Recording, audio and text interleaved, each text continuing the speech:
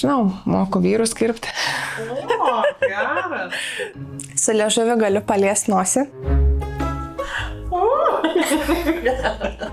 Moku virinti. Siuvinėjau kryželių.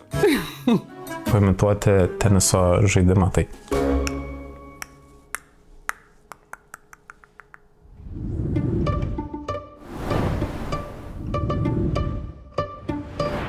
Man tai Arosas yra greitis.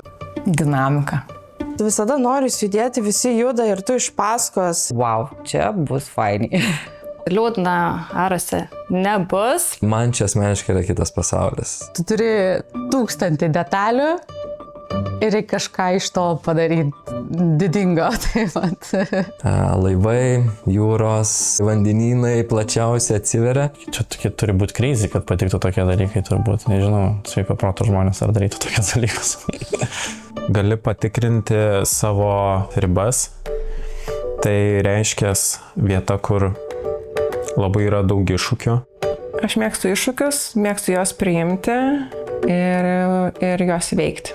Jaučiuosi kaip traukinių staty. Atrodo, traukiniai lekia pro mane tokie didžiuliu greičiu.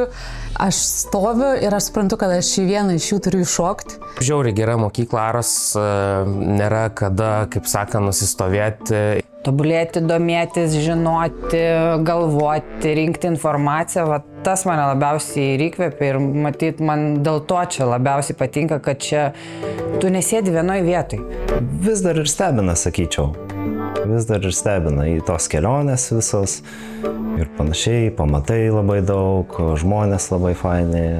Labai didelis bendrumo jausmas. Draugiškumas, komandiškumas. Visi šypsosi, žiauriai faina. Palaikymas, kad tas supratimas, nesitikėjimas galbūt, kad tu atėjęs pirmą dieną į tokį sudėtingą mechanizmą, jau iš karto veiksi tobulai ir žinosi visus atsakymus į visus klausimus. Pirmą darbo dieną buvo labai daug klaustukų man. Atsimenu, sakydavo, viskas gerai, padarysim. Nesijaudink.